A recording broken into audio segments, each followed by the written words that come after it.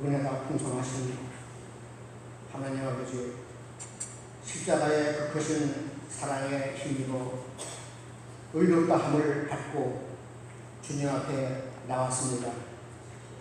주님의 강한 팔과 능력으로 붙들어 주시고 다스려 주심을 감사합니다. 초대교회의 나라의 다락방의 성령의 역사가 오늘 이 시간에 임하길 간절히 간청합니다. 성령님 의지하오니 바람같이 불같이 임하셔서 저희들을 변화시켜 주시옵소서. 주여, 바리새인같이 자신의 의를 내세우고 교만했던 죄를 회개합니다. 또한 무기력하고 열매 없는 신앙을 자복합니다. 긍휼히 여기시고 용서하여 주시옵소서. 주여, 간절히 간구합니다. 저희 충주교회와 모든 지체들에게 하늘 멸관을 바라보게 하시고 천국 백성으로서, 이 나라 백성으로서 의인과 책임을 다하게 하여 주시옵소서. 하나님 말씀을 의지하며 순종하는 주의 제자의 삶을 살 수 있도록 아버지 은혜를 허락하여 주시옵소서. 주님, 가난한 자에게 복음을 전파되고 눈먼 자에게 다시 보게 되며 눌린 자에게 자유케 되는 성령의 역사가 일어나게 하시고 병든 자가 치료받고 귀신이 떠나가며 의와 건강과 희락이 넘치는 주님의 나라가 임할 줄 믿습니다. 하나님 아버지, 성령이 임함으로 우리가 권능을 받고 예루살렘과 유대와 사마리아와 땅끝까지 선교하는 교회와 우리 모두 되게 하여 주시옵소서. 목사님 말씀에 능력을 더하여 주시고 감화가 되게 하시고 하나님 뜻을 깨닫는 귀한 시간 될 수 있도록 역사하여 주시옵소서. 임마누엘 찬양대 찬양을 통하여 하나님 영광을 드리시고 아버지 하나님 모든 성도들이 소망을 아버지 얻는 시간 되게 하여 주시옵소서. 천국을 사모하며 이 땅에 사는 내 인으로서 주님의 사람이 되게 살기를 부족함이 없도록 인도하여 주시옵소서. 오직 성령 충만함으로 역사하시옵소서. 세상 끝날까지 항상 우리와 함께 하시는 예수 그리스도 이름으로 기도드리옵나이다. 아멘.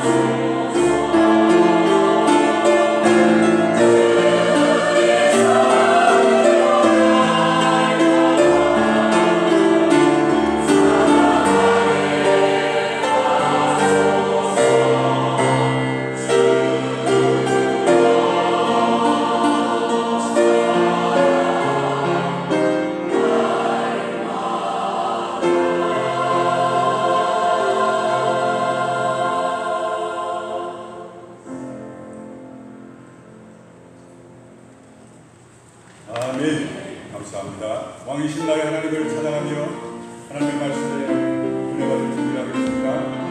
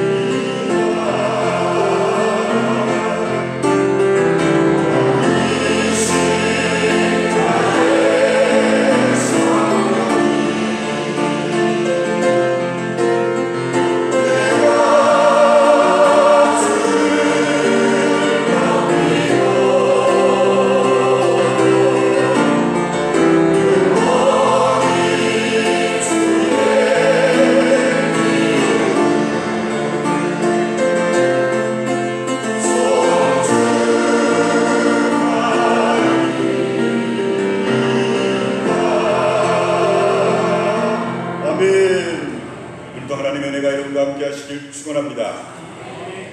우리 기독교 신앙에 있어서 가장 기초적인 게 구원이죠. 구원 받았습니까? 구원 받음에 확신이 있습니까? 이런 질문들 많이 받으시죠? 오늘 여러분 다 구원 받으신 줄 믿으시길 바랍니다. 구원이라는 게 뭡니까? 이스라엘 백성들 애굽의 종살이에서 구출해 내듯이 죄악 가운데 있는 우리를 예수 믿고 회개했더니 다 용서해 주시고 하나님의 자녀 삼아 주신 게 구원임을 믿습니다. 그런데요, 우리가 이 구원에 대해서 제대로 이해하기 위해서는 두 가지 질문을 해야 합니다.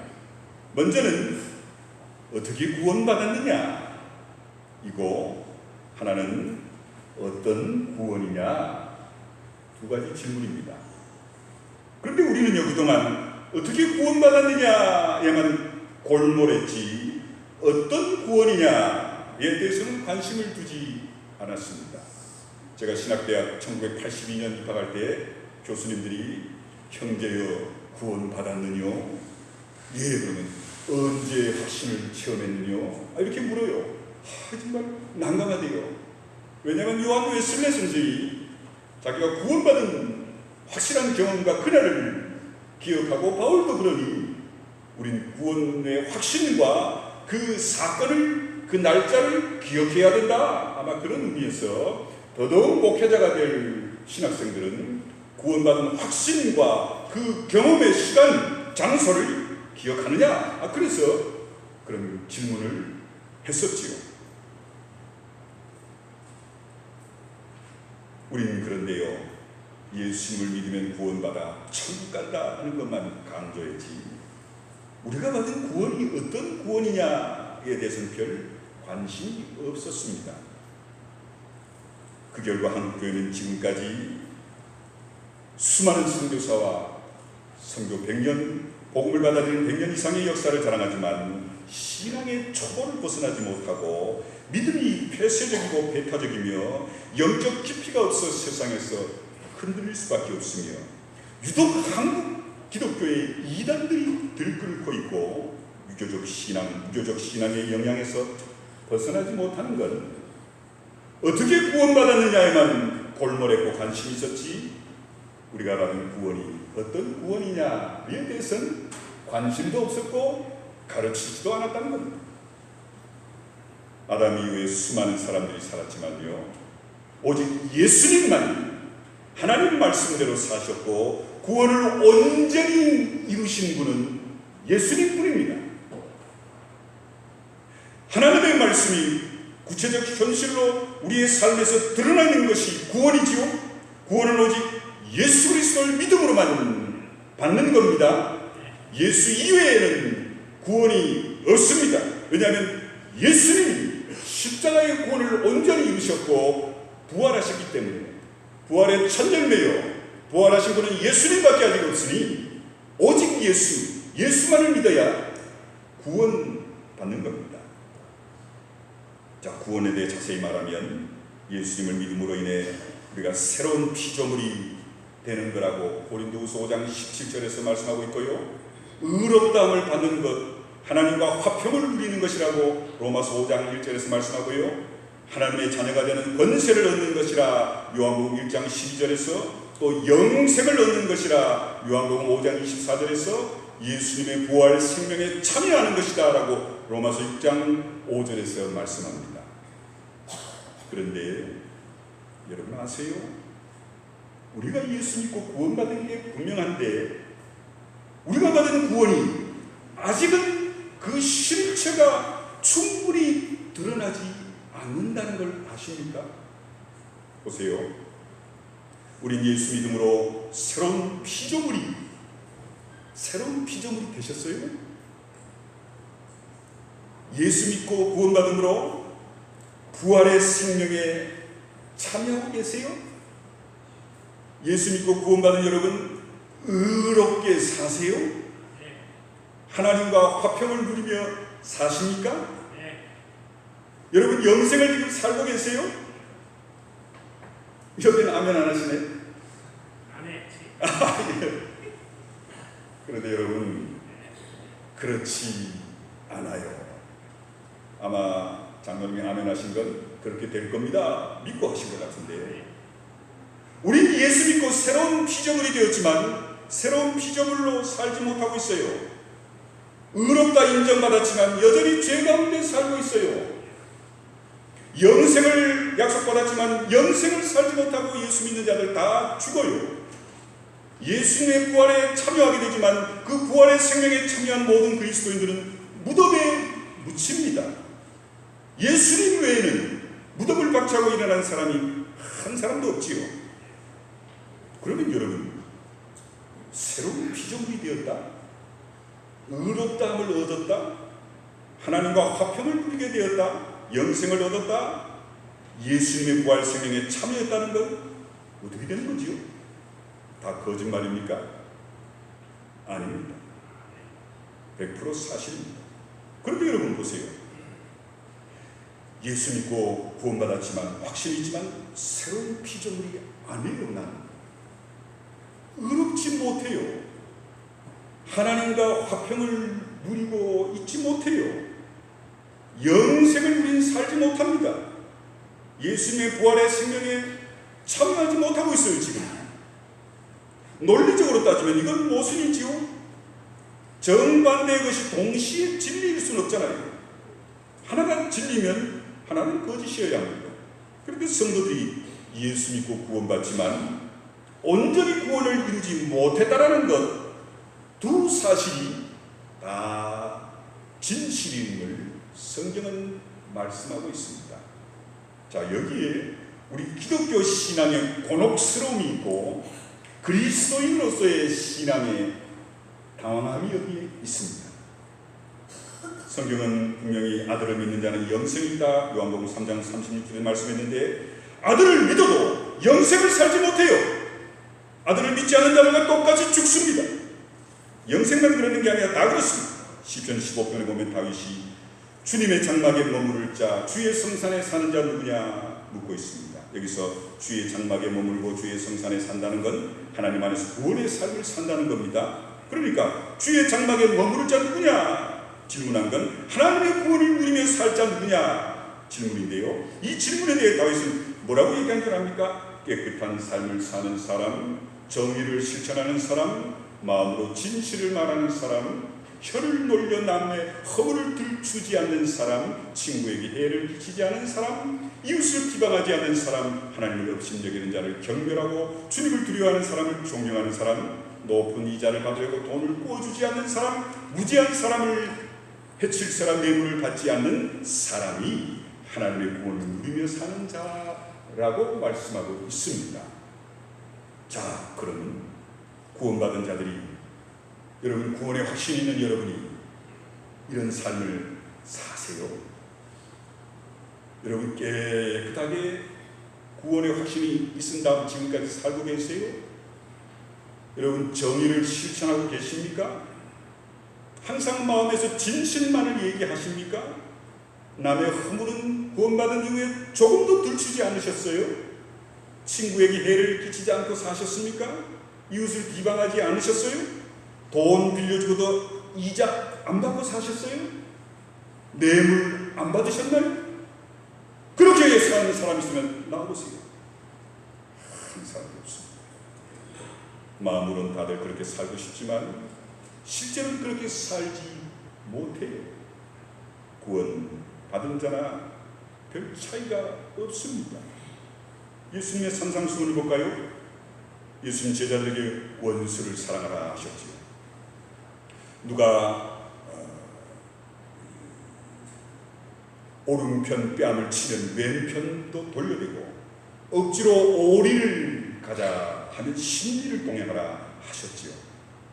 꾸고자 하는 자에게 거절하지 말라 하셨습니다. 이렇게 사는 게 제자의 삶이고 구원받은 자의 삶이라 하셨지요. 그럼 우리가 구원받은 후에 이렇게 사느냐 말입니다. 원수를 사랑하세요? 오른편 뺨을 누가 치면 왼편도 돌려대십니까? 누가 오리를 같이 가자면 십리를 같이 가주셨어요? 우리가 정신 똑바로 차리고 깨달아야 할 것이 하나 있습니다. 성경은 줄곧 예수님을 믿으면 구원받았고 구원받았으면 이렇게 살아야 한다 말씀하는데 실제로 우리는 그렇게 살지를 못합니다. 이건 모든 그리스도인들이 피할 수 없는 현실이에요. 그런데 많은 그리스도인들이 이 사실을 잊은 채 힘들어하고 곤혹스러워하지요. 예수 믿으면 구원받는다니까. 구원받은 것 같기는 한데 구원받은 자가 살아야 할 삶을 내가라도 살지 못하니 자꾸 주눅이 든다는 거지요. 정말 나 구원받은 거 맞아? 이렇게 질문하다가도 비슷하게 사는 것 같으면 확실하다고 확신에 좋아하다가도 그만 세상의 시궁창에 빠지고 말면 그건 그렇지. 나 같은 게 구원은 무슨 구원? 난 아직도 멀었어. 난 아직도 목사로 자격이 없어. 의기소침해하죠. 오랜 세월 신앙생활하는 성도들도 의외로 이렇게 갈등하는 분들이 많습니다. 정말 많은 그리스도인들이 이 대목에서 흔들리고 혼란스러워한다는 거죠. 왜 이러는 걸까요? 어느 정도 신앙생활하면 이런 문제 정도는 깨끗이 정리되어야 하는데 왜 계속 혼란과 갈등의 연속이어야만 하지요? 그건요, 우리가 갖고 누려야 할 구원의 모습을 모르기 때문입니다. 우리가 받은 구원은요, 단순하지가 않아요. 평면적이지 않고 입체적입니다. 무슨 말이냐면 우리가 받은 구원은 세 가지 의미가 있어요. 일회적 성격의 구원, 과정적 성격의 구원과 종말론적인 성격의 구원, 세 가지입니다. 그렇다고 우리가 받아야 할 구원이 세 가지다, 이 세 가지 구원을 다 받아야 된다라는 게 아니고 구원은 하나인데 예수 믿으면 구원받는데 하나의 구원 속에 세 가지 성격이 입체적으로 뒤섞여 있다는 겁니다. 자, 이렇게 설명해 드릴게요. 일회적인 성격의 구원은요, 과거형 구원입니다. 개인적으로 여러분이 예수님을 나의 구주로 믿었을 때 받는 구원입니다. 흔히 거듭남, 중생이라고 하죠. 거듭남의 체험이 있습니까?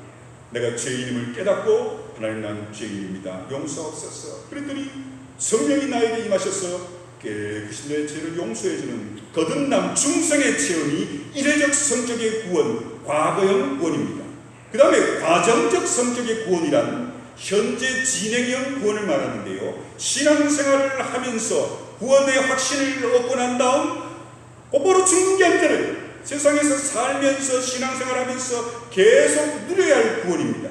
이 구원을 신학적으로 성화, 그리스도인다워지는 것, 예수 제자다워지는 것, 하나님의 나라 백성다워지는 성화, 성결한 거룩한 삶으로 바뀌어져가는 삶, 이것이 바로 우리가 누려야 할 과정적 성격의 구원입니다. 그 다음에 종말론적 성격의 구원이란 미래형 구원으로 예수 재림하실 때 온 세상에 임하는 구원이지요. 이 구원을 영화, 글로리피케이션, 그때는 우리 모두가 천사와 같은 존재로 갑자기 변화되는 그런 완성된 구원입니다. 이렇게 구원에는 세 가지 모습이 있어요. 더욱 이 세 가지 성격의 구원이 시간 순서를 따라 평면적으로 배열되어 있는 게 아니라 과거형 구원, 현재형 구원, 미래형 구원이 서로 겹쳐 있다는 겁니다.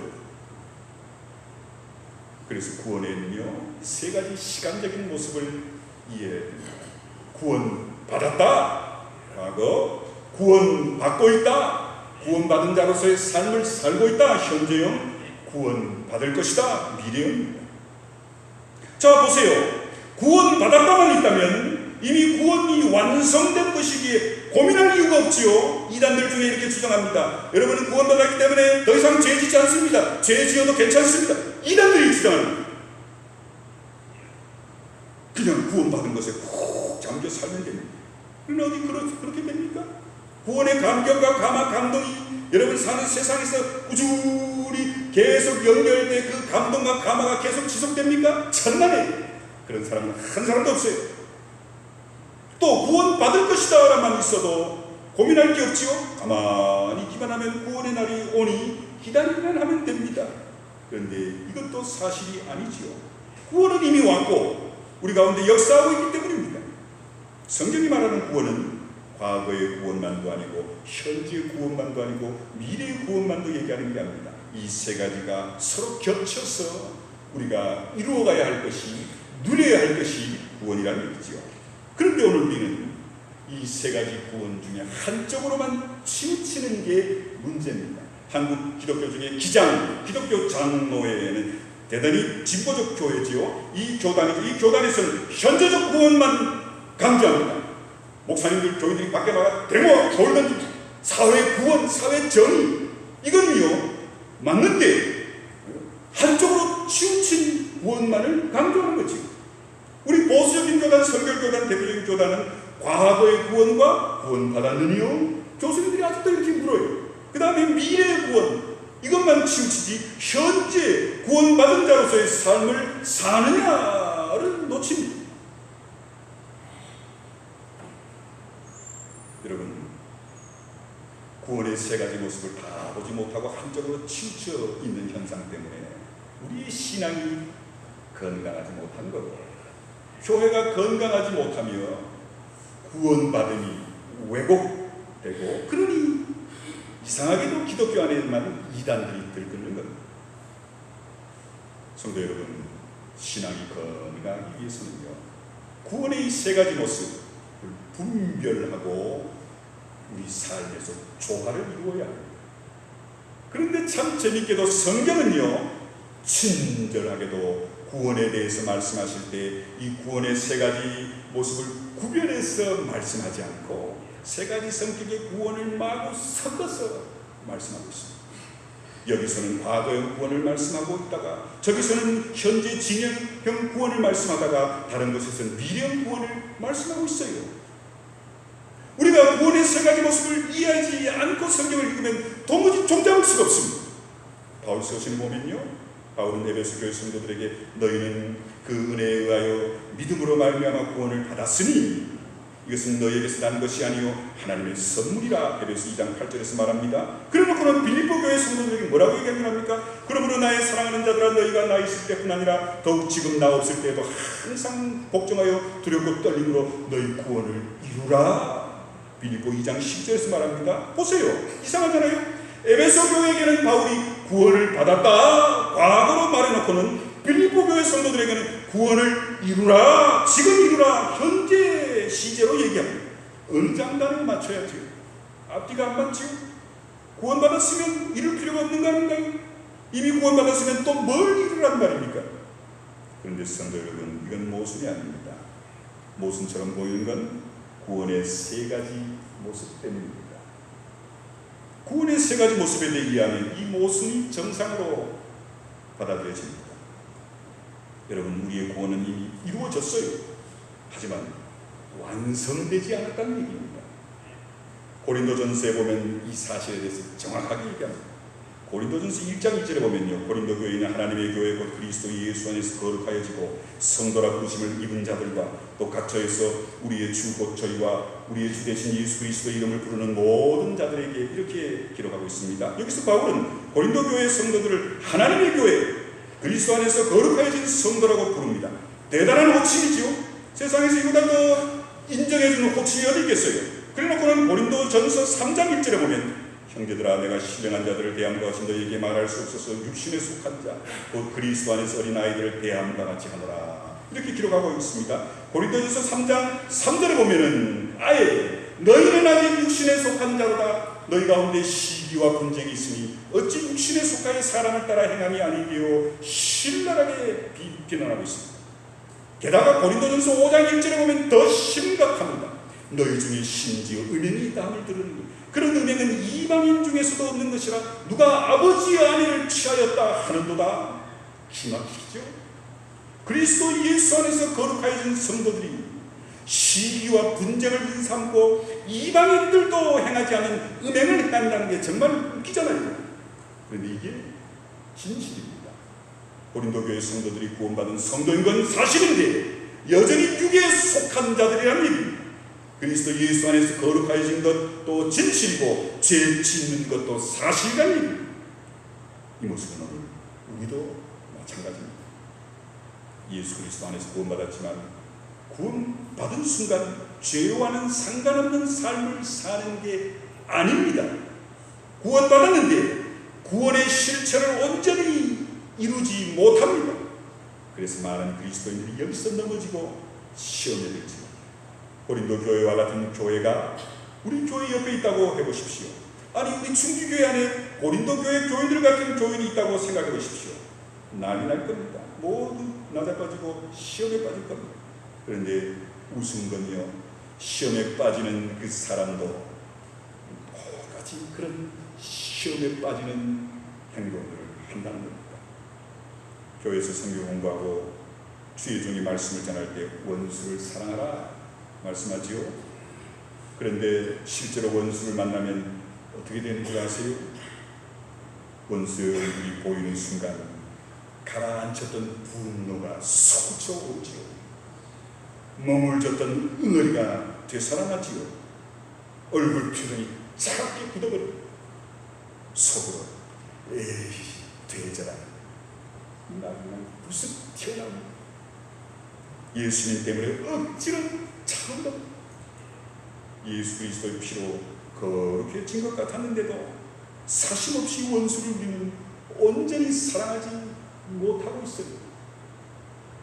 40일 금식기도 해보신 분 있으세요? 금식기도 끝나니 여러분 천사와 같이 변화됩니까? 똑같이 배고프고 화장실 가야 되고 똑같이 원수를 보면 혈기와 분노가 됩니다. 지금 제가 하고 싶은 말은요, 우리는 예수님을 믿는 순간, 나의 주님으로 고백하는 순간 구원은 이루어집니다. 그러나 구원의 실체가 드러나는 건 종말의 때가 되어야 한다는 겁니다.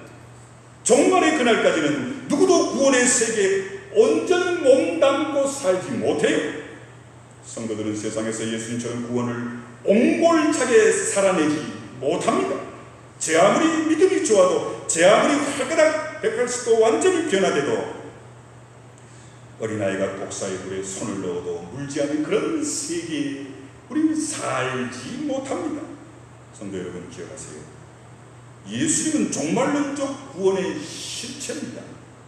사자와 어린 양이 함께 뛰놀고 어린아이가 독사의 불에 손가락을 집어넣는 것 또한 종말의 때에 이루어질 종말론적 현실이지, 여러분이 40일 금식기도 했다고 독사의 불에 손을 집어넣으면 독사가 안 무는 게 아니라, 이건 종말론적 현실이라는 말은 종말의 그날이 오기 전까지는 세상에서는 없는 현실이라는 얘기. 이 현실은 약속으로만 주어진 거지 실제로 우리 삶에서 주어진 게 아닙니다. 종말론적 현실에서 믿음으로 맛볼 수는 있어도 완전하게 경험하지 못합니다. 종말론적 구원의 현실을 노력한다고 얻어지는 게 아닙니다. 원한다고 얻어지는 게 아닙니다. 믿습니다 한다고 눈앞에 나타나는 게 아닙니다. 그걸 경험한다면 이상한 거고 경험하지 못하는 게 이상한 게 아니라는 얘기죠. 물론 맛볼 수 있습니다. 잠시 잠깐 성령 충만함을 받으면 우린 세상을 초월해서 물질을 초월해서 원수도 사랑할 수 있는 마음이 듭니다. 사랑한다고 고백합니다. 그러나 우리가 영적으로 나약하고 또 우리의 영성이 떨어지면 세상에 안 믿는 사람하고 똑같이 생각하고 행동하고 용서했던 원수도 보면 또 분노와 혈기가 일어날 수밖에 없다는 얘기입니다. 성도 여러분, 신앙생활하면서 꼭 잊지 말아야 할 것이 있습니다. 종말론적 구원은 지금 우리 손안에 없습니다. 기다려라. 물론 예수 안에 있는 자에게는 구원이 사라지지 않습니다. 구원은 예수 안에서 이미 이루어졌기 때문이죠. 우린 예수님을 믿음으로 구원을 이미 맛봤어요. 그리고 이 구원은 세상 무엇으로 무너지지 않고 성취됩니다. 그러나 종말의 그날까지 기다려야 성취됩니다. 그리고 여기서 빼놓으면 안 되는 사실이 하나 있는데요. 종말론적 구원을 기다리는 자는 지금 여기서 구원의 완성을 향해 살아야 한다는 겁니다. 물론 우리가 그 구원에 미치지 못한다는 것도 압니다. 또 미치지 못할 것도 숱한 영적 시행착오를 겪을 수밖에 없습니다. 그러나 그럼에도 우리는 그 구원의 완성을 향해 오늘도 살고 달려가는 거예요. 우리 그리스도인들이 누리는 구원의 과정이고 모습이라는 것이죠. 이미 이루어진 구원의 방식을 위해서 종말론적인 구원을 향해 사는 것, 이게 그리스도인의 삶입니다. 그래서 바울은 오늘 본문에서 이렇게 얘기합니다. 바울이 누굽니까? 그의 앞치마를 환자들의 몸에 얹으면 벌떡벌떡 일어나는 천국을 가서 보고 온 자, 초대교회 최고의 복음 증거자, 신약성경의 대부분을 기록한 자, 정말 하나님의 영이 탁월하게 쓴 복음의 전도자 바울이 뭐라고 얘기하는지 들어보십시오. 내가 이미 얻었다 함도 아니요 온전히 이루었다 함도 아니라 오직 내가 그리스도 예수께 잡힌 바 된 그것을 잡으려고 달려가노라. 형제들아, 나는 아직 내가 잡은 줄로 여기지 아니하고 오직 한 일, 즉 뒤에 있는 것은 잊어버리고 앞에 있는 것을 잡으려고 표대를 향하여 그리스도 예수 안에서 하나님이 부르신 부름의 상을 위하여 달려가노라. 나는 구원이 완성됐어. 그러니 너희들이나 믿어. 이 죄인들아 하지 않았습니다. 나는 죄인 중에 괴수입니다. 바울의 얘기입니다. 나는 나를 쳐서 지금도 복종시키고 있습니다. 다메섹 도상에서 나의 죄를 용서하고 회개하기 위해서 나를 주의 종으로 쓰시기 위해 나타나신 부활하신 예수님의 그 감격과 그 감사, 지금 그걸로 내 삶이 완성된 게, 구원이 완성된 게 아니라 지금도 나는 내 분노, 혈기, 자랑, 교만, 더러운 육신적인 정욕, 세상적인 명예, 나의 이 바리새인 중에 바리새인, 학자 중에 최고의 학자, 세상 최고의 유대인 중에 학문을 자랑하는 이 나의 잘남, 내 자신의 모습을 지금도 나는 쳐서 복종시키고 있습니다. 나는 주님이 나를 부르시는 그날까지 달려갑니다. 이렇게 고백하고 있습니다. 그렇다면 오늘 우리들은 말할 필요가 없지요. 성도 여러분, 우리는 이 구원의 세 가지 모습을 깊이 묵상하며 사는 자들은 절망하지 않습니다. 때론 범죄하고 똑같은 죄를 또 지어도 예전 구원의 세 가지 모습을 몰랐으면 이 구원받은 게 가짜 거짓, 너 같은 건 지옥에 날 떨어져, 이렇게 생각했던 우리가 구원의 세 가지 과정을 깨닫게 되면 주여 어쩔 수 없는 죄인 또 범죄에 싸우니 주님 앞에 나와 고백하오니 용서하옵소서. 이렇게 우린 스스로를 향해 절망하지 않을 수 있는 거죠. 또 교만하지도 않습니다. 저 죽어봤다가 저런 게 교회 나와서 이런 교만을 떨지 않을 수 있는 건 하나님, 나도 저와 똑같은 죄인입니다. 주여 나를 용서했듯이 저 죄인도 용서하셔서 나와 같은 감동과 감격을 누리게 하옵소서. 겸손해 줄 수 있다는 것이요. 성도 여러분, 이미 받은 구원을 감사하면서 정말로 저 구원을 향해 달려가는 것, 이게 우리 신앙인이 주님 나를 부르시는 그날까지, 주님 다시 재림하시는 그날까지 살아야 할 구원의 완성을 향한 세 가지 모습을 이루어가는 놀라운 축복임을 깨달으시면서 항상 이 세 가지 구원의 모습에 승리하시는 모두 다 되시길 간절히 축원합니다. 기도하겠습니다. 고마우신 아버지 하나님, 오늘 이 시간 바울의 고백 속에서 우리가 누리고 또 누려야 하고 또 마지막 주님 오실 때 완성될 구원의 모습에 대해서 깨달았습니다. 오 아버지 하나님, 우리가 과거에 구원 받았음에만 하나님 강조할 것이 아니라 자랑할 것이 아니라 지금 구원을 향해 달려가고 있는지, 구원의 완성을 향해 주님 앞에서 주신 삶 속에서 최선을 다하는지, 우리 모두 마지막 때 주님 재림하실 때 구원의 완성을 이루는 놀라운 교회와 성도들 되게 주시옵소서. 예수님의 이름으로 기도하옵나이다. 아멘.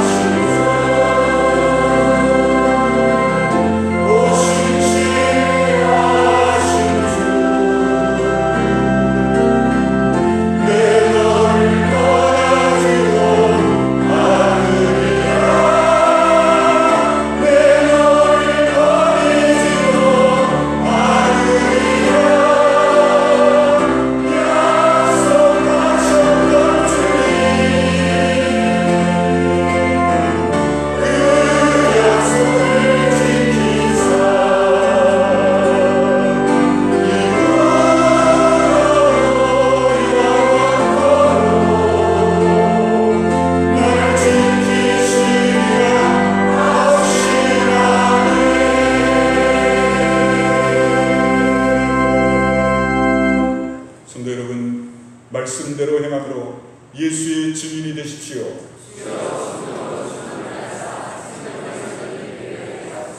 이제는 우리 주 예수 그리스도의 크신 은혜와 아버지 하나님의 놀라우신 사랑과 성령의 함께하심이 과거의 구원, 현재 구원의 이루어감, 구원의 완성을 향해 달려가는 우리 모든 삶에 있어서 하나님 온전한 구원의 완성을 이루는 복된 삶이 되게 주시옵기를 간절히 축원하옵나이다. 아멘.